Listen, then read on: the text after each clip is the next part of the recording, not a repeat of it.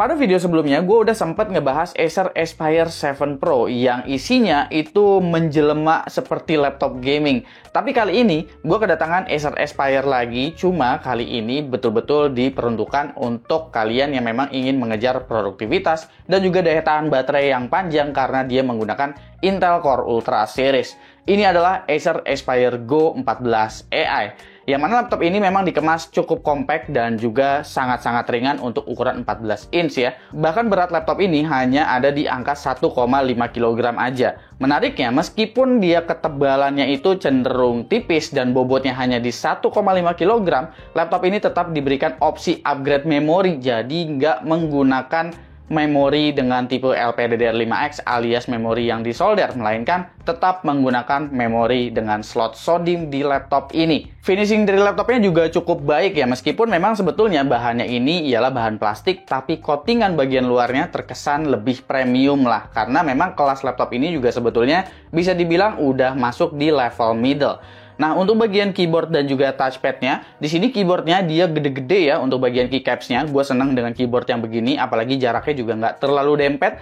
Tapi untuk touchpad-nya memang dia kelihatannya cenderung kecil untuk ukuran laptop ini. Bahkan yang memang biasanya kalau kita lihat laptop zaman sekarang, touchpad-nya itu udah pada lebar-lebar semua.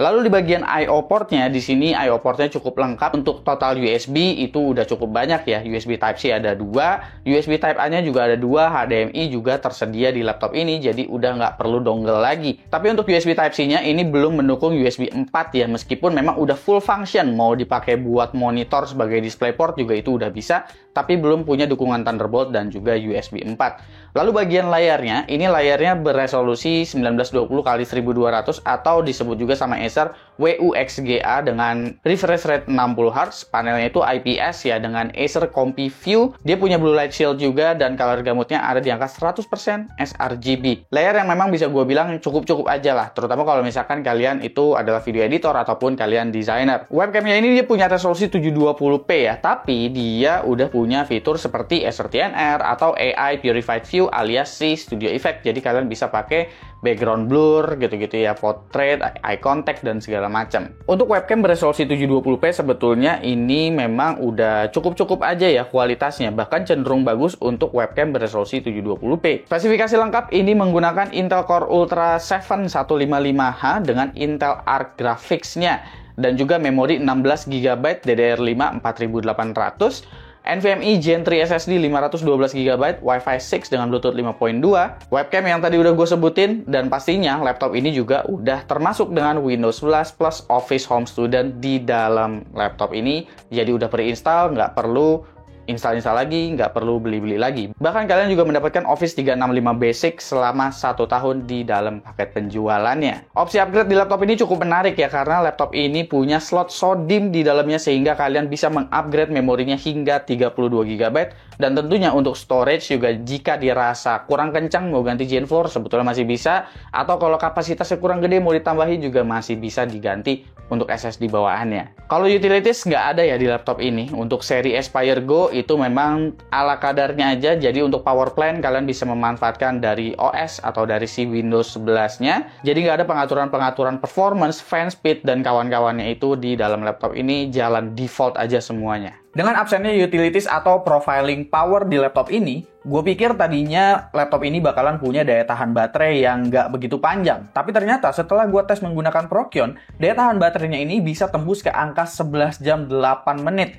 Jadi meskipun di set default aja sama Acer, sebetulnya Intel Core Ultra 7 155H yang ada di laptop ini ternyata menunjukkan efisiensi yang memang sangat-sangat baik. Kalau diperhatiin temperatur dan juga powernya, memang ini adalah karakteristik dari Core Ultra 7 155H dalam kondisi default. Yang mana CPU temperaturnya itu saat menjalankan turbo boost, dia memang bakalan hit ke angka TJ Max di sekitar 100 derajat Celcius, tapi setelahnya ternyata coolingnya itu bisa menahan temperaturnya di sekitar 75 sampai dengan 80 derajat Celcius, yang berarti kemampuan coolingnya juga masih cukup baik. Dan untuk CPU package powernya, turbo boostnya itu mencapai angka 60 watt dan dia bakalan sustain di angka sekitar 30 sampai dengan 35 watt. iGPU dari Intel Arc-nya juga di sini udah memiliki encoder AV1 ya, sehingga ketika kalian menggunakan CapCut misalnya, kalau kalian mau ekspor video menggunakan encode AV1, itu udah bisa dan kemampuannya cukup baik di sini untuk video berdurasi sekitar 13 menit, beres dalam waktu sekitar 3 menit 28 detik aja saat ekspor.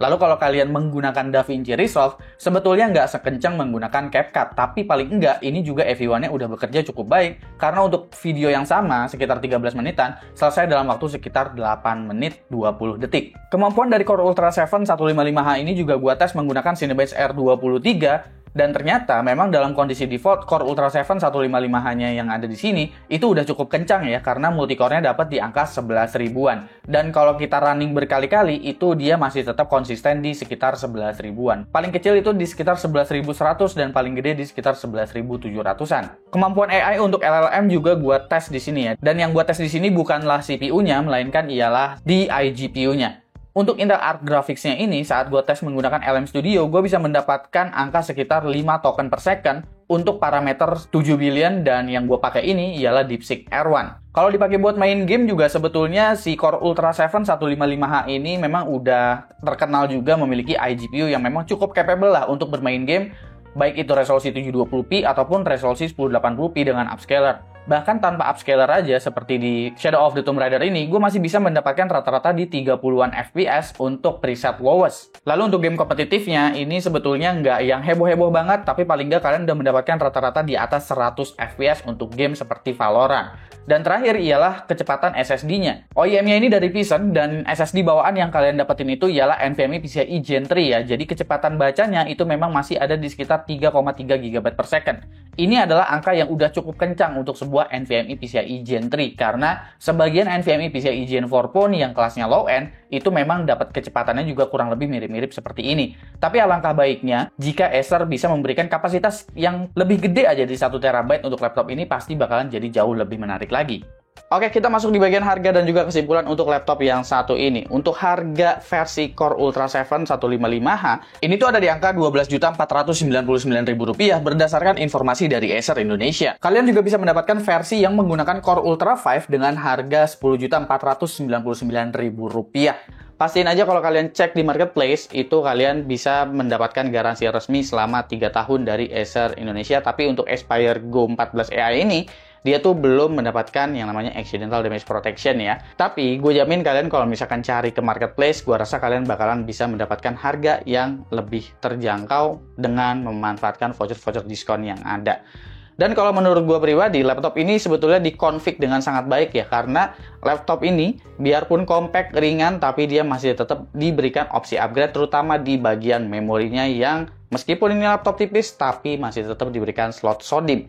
Laptop ini juga meskipun tanpa utilities aneh-aneh, nampaknya Core Ultra 7 155H berjalan dengan sangat baik, optimal, dan berjalan cukup kencang di laptop yang satu ini. Tapi memang dari segi temperatur jadinya kurang begitu terjaga, karena memang nggak ada fine tuning apapun yang dilakukan oleh Acer pada si Acer Aspire Go 14 AI. Hal lain yang perlu dikompromikan dari laptop ini menurut gua ada di bagian webcamnya. Andai aja laptop ini punya webcam yang resolusinya lebih tinggi di 1080p, gua rasa laptop ini bakalan jadi jauh lebih oke lagi. Kalau menurut kalian gimana? Coba komen di bawah dan kasih pendapat kalian masing-masing. Jangan lupa subscribe, gue Zupki, dan seperti biasa sampai jumpa di lain kesempatan.